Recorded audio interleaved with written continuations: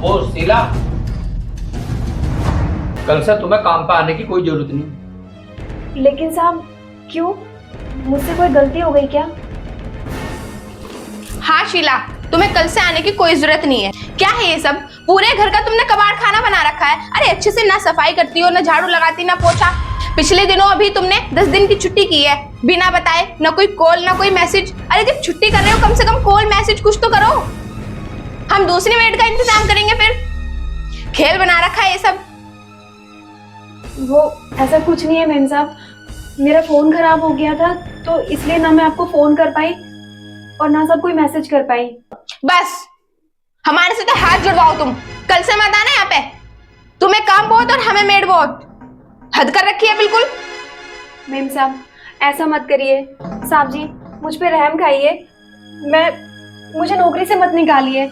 मैं ना आगे से कभी भी छुट्टी करूंगी तो बता के करूंगी और कोशिश यही करूंगी कि मैं कोई छुट्टी ना लूं। आपको बोल दिया ना एक बार मैडम ने।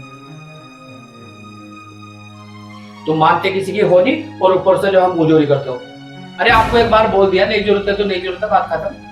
अब हमारे आप कपड़े फाड़ोगी, हमारे जान को आओगी आप। एक बार का बोला हुआ तुम्हें समझ नहीं आता, या हमने गलती कर दी तुम्हें काम पे रख रहे? हद होगी बिल्कुल।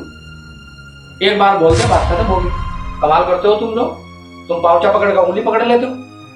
अभी रखो है पोचे वोचे। अरे चलो निकलो यहाँ से। नहीं साहब ऐसा मत करो, मुझ पे रहम खाइए। मैम साहब मैं किसी और घर में काम नहीं करती हूँ, मैं तो बस इसी घर में काम करती हूँ और घर में थोड़ी सी दिक्कत चल रही है तो आप समझने की कोशिश करिए ना। तुम्हारी परेशानी मैं जानता हूँ, इसीलिए मैं तुम्हें जाने के लिए बोल रहा हूँ। मतलब? तुम प्रेग्नेंट हो ना? हाँ साहब, पर आपको कैसे पता? अभी 3 दिन पहले जब मैं ऑफिस से आया तो आप रास्ते में किसी से बात कर रहे थे। अरे शीला सुनो। हाँ दीदी बताओ क्या बात थी? शीला एक काम कर, कल से ना तू हमारे यहाँ आ जाना काम करने। अरे वो जो हमारी पुरानी वाली मेड थी ना, वो अपने गांव चली गई। जब तक तू कर लेना घर का काम हमारे। अरे दीदी मैं आपके घर तो क्या, मैं किसी के भी घर में काम नहीं कर सकती। क्यों, कोई प्रॉब्लम है क्या? अरे दीदी मैं 6 महीने की पेट से हूँ ना, तो हिम्मत नहीं होती काम करने की।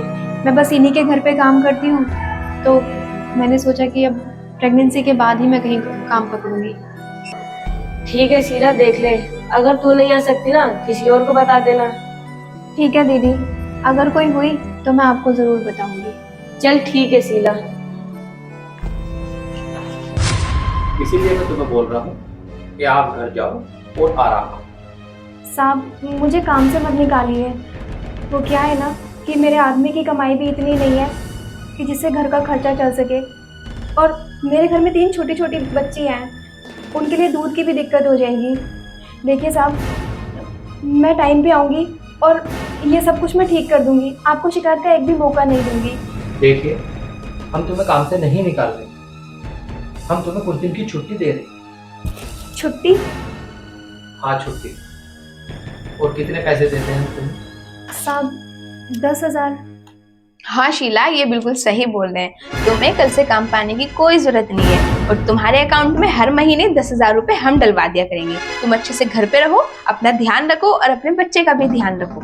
लेकिन मैम साहब बिना काम के पैसे, ऐसे तो अच्छा नहीं लगेगा ना। जो मैडम ने आपको कहा वो बिल्कुल सही कहा। हम आपके अकाउंट में हर महीने 10,000 रुपए डाल दिया करें। और एक बात और सुनो, जहाँ मैं नौकरी करता हूँ वहाँ का रूल है, अगर हमारे विभाग की कोई भी महिला प्रेग्नेंट या प्रेगनेंसी है तो विभाग उसको 3 महीने की छुट्टी दे देता और उसकी जो डिलीवरी का जो खर्च है वो भी विभाग उठाता है। तुम भी तो हमारे यहाँ नौकरी करती हो, क्या हमारे पे रूल लागू नहीं होता कि हम भी तुम्हें 3 महीने की छुट्टी दें और 3 महीने की तुम्हें सैलरी भी देंगे? और एक बात और सुनो, तुम भी तो हमारे यहाँ काम करती हो, कभी तुम्हें ऐसा लगा कि हमने तुम्हें नौकरानी समझा? और मैडम की तरफ से भी आपको कभी कोई शिकायत का मौका नहीं मिला? हमने कभी तुम्हें नौकरानी समझा ही नहीं, हम तो तुम्हें अपनी बहन समझते हैं। और क्या एक भाई का फर्ज नहीं है कि वो अपनी बहन की मदद करे? तुम कल से काम पे मत आना और अपना और अपने होने वाले बच्चे का बहुत अच्छे से ध्यान रखना। और एक बात और सुनो, हम ना तुम्हारी आदत से बहुत अच्छे से बात करें। कभी किसी और के काम करना स्टार्ट कर, मुझे बिल्कुल भी कहीं से ये सुनने को ना मिले कि आप किसी और के यहाँ काम करें। और 10,000 रुपये महीना तो हम आपको देंगे ही, और तुम्हारी डिलीवरी का खर्चा भी हम दोनों मिलकर उठाएंगे। अगर रात के 2 बजे भी तुम हमें याद करेंगे तो हम दोनों वहीं खड़े दिखाई देंगे, और जैसे भी हैं हर तरह से मजबूर, पैसे से भी और लट से भी और तरह से। शीला, तुम्हें सोचने की बिल्कुल भी जरूरत नहीं। जब तक ये तेरा बड़ा भाई है, जब तक तू टेंशन मत ले। लेकिन साहब, मैं ऐसे मैम साहब शीला, लेकिन कुछ नहीं, अब तुम घर जाओ और आराम करो, ठीक है? धन्यवाद। ठीक है।